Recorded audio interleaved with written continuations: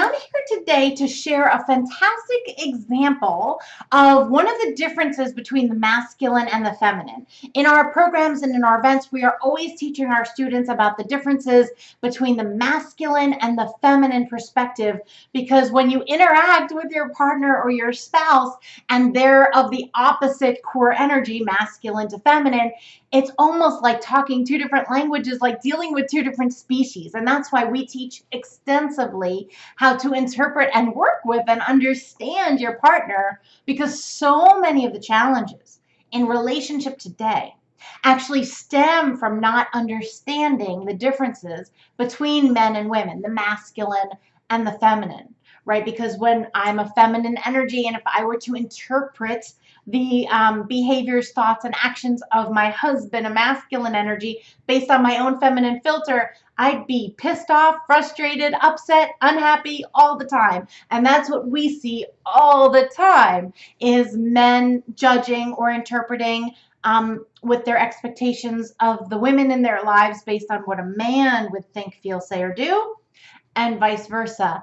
And it's very often it's just misunderstood. And there was a phenomenal example of this in this very lovely book that a client of ours, Theresa, sent to me. Thank you, Theresa.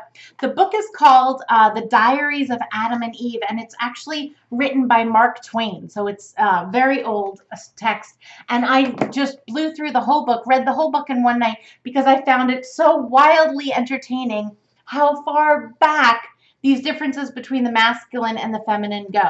And I'm going to read one excerpt from this book, which I find hysterical because I think it beautifully illustrates one of the differences between men and women. So in the story, The Diaries of Adam and Eve, they're talking about how they've discovered each other in the Garden of Eden. They don't know what each other is. Adam doesn't understand Eve's a human. Eve doesn't understand Adam's a human yet. They've just seen each other and they're trying to interact like different species. So Eve puts in her diary, during the last day or two, I have taken all the work of naming things off of his hands. And this has been a great relief to him, for he has no gift in that line and is evidently very grateful.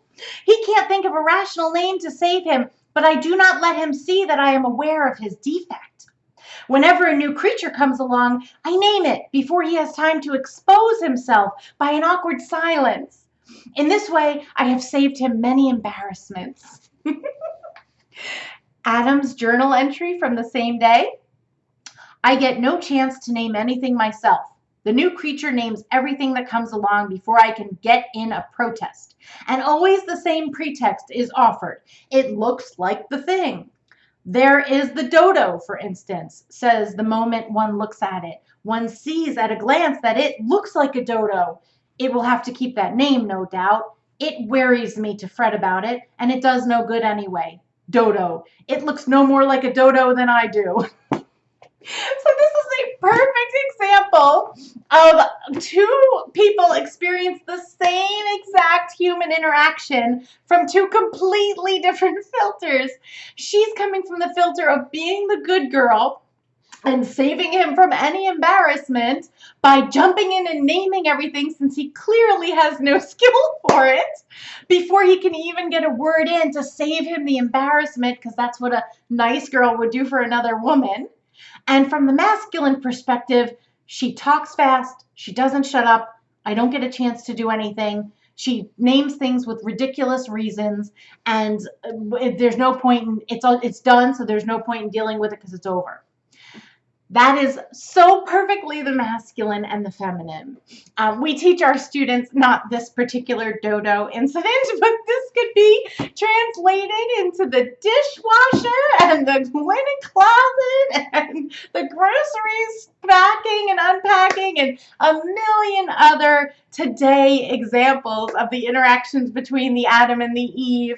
And we teach our students all the time several of the, well, actually now we teach dozens, maybe even hundreds, of the differences between the masculine and the feminine, and how to properly interpret the other so that you can see and understand and appreciate the positive intention and honor them for how they're wired and how they operate to avoid this unnecessary kerfuffle of misunderstanding each other's positive intent. So my assignment to you is one question. Something that we give, a tool that we give to our students is to ask them. Just ask yourself one question. When you find yourself frustrated with how your partner is, what they're saying, thinking, doing, not saying, basically when they're not meeting your expectation of how you would have done it, you would have said it, you would have thought it, ask yourself this question. What if they had perfect positive intention for what they're doing and I just don't see it yet? And see what answer comes to you.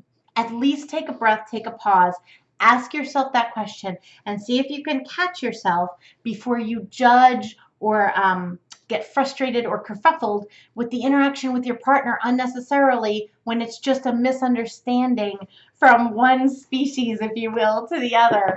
And post in the comments below. Let me know what you found out, what you discovered, or what your takeaway is from this. I can't wait to hear from you. And until I see you again, sending love to you. Bye-bye.